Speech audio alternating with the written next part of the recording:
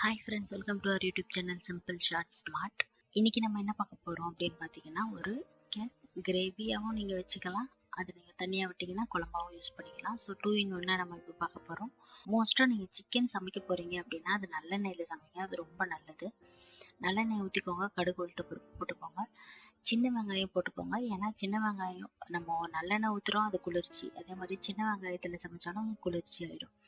So உங்களுக்கு அந்த சிக்கனோட ஹீட் வந்துட்டு இந்த சம்மர் சீசனில் உங்களுக்கு ஈஸியாக அஃபெக்ட் பண்ணாமல் இருக்கும். அதுக்காக தான் நம்ம வந்துட்டு சின்ன வெங்காயத்தில் சமைக்கிறோம். மோஸ்ட்டாக நீங்கள் என்ன நான்வெஜ் இது வரைக்கும் நீங்கள் சமைச்சிருந்தாலும் அதை இனிமேட்டு வந்து நீங்கள் சின்ன வெங்காயத்தில் ஒரு தடவை ட்ரை பண்ணி பாருங்கள்.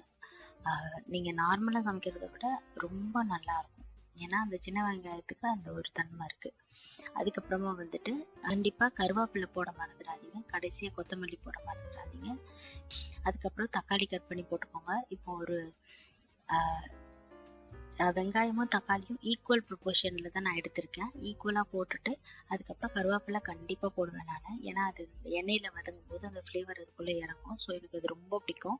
அதனால நான் கருவேப்பிலையும் போட்டிருக்கேன். இஞ்சி பூண்டு விழுது போட்டுட்டேன். இஞ்சி பூண்டு விழுது நீங்கள் ஃப்ரெஷ்ஷாக அரைச்சி சேர்க்கறதா இருந்தாலும் ஓகே. நீங்கள் ஏற்கனவே அரைச்சி வச்சு ஒரு கண்ணாடி டப்பாவில் இல்லைன்னா வந்துட்டு ஒரு செராமிக் பவுலில் வந்துட்டு நீங்கள் சேவ் பண்ணி வச்சுருந்தாலும் ஓகே. எப்படி நீங்கள் சேர்த்தாலும் இஞ்சி பூண்டு விழுது கண்டிப்பாக நீங்கள் வீக்லி 2 or 3 times வந்துட்டு குழம்புகளோட பொரியலோட சேர்த்து சாப்பிடும்போது உங்கள் ஹெல்த்துக்கு ரொம்ப நல்லது.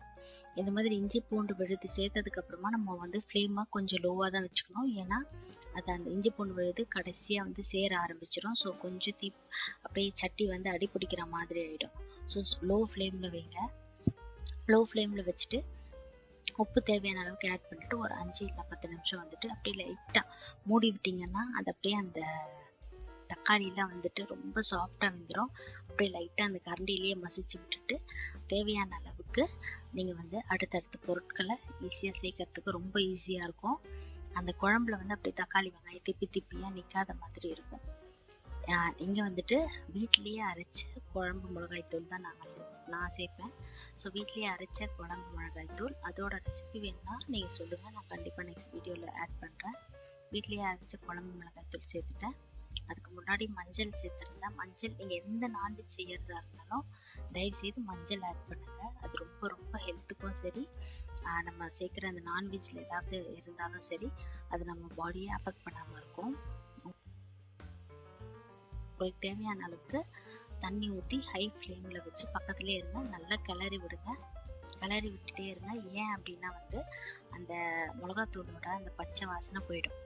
அது போயிட்டதுக்கு அப்புறமா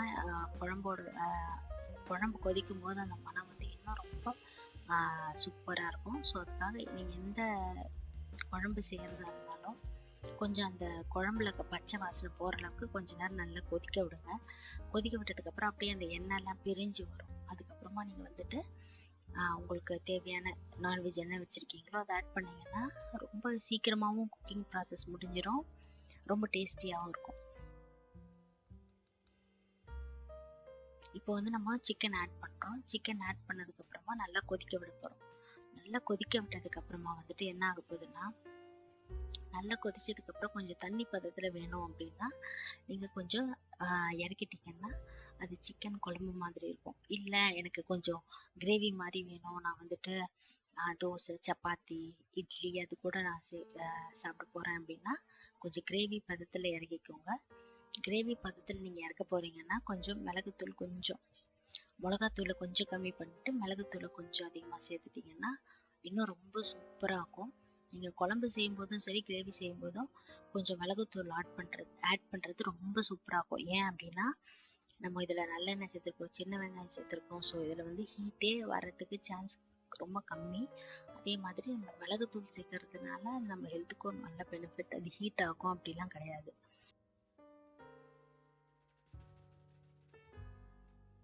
ஸோ நீங்கள் எந்த நான்வெஜ் செய்ய போகிறதா இருந்தாலும் அதில் கொஞ்சோண்டு பெப்பர் தூளை ஆட் பண்ணிக்கலாம் தாராளமாக.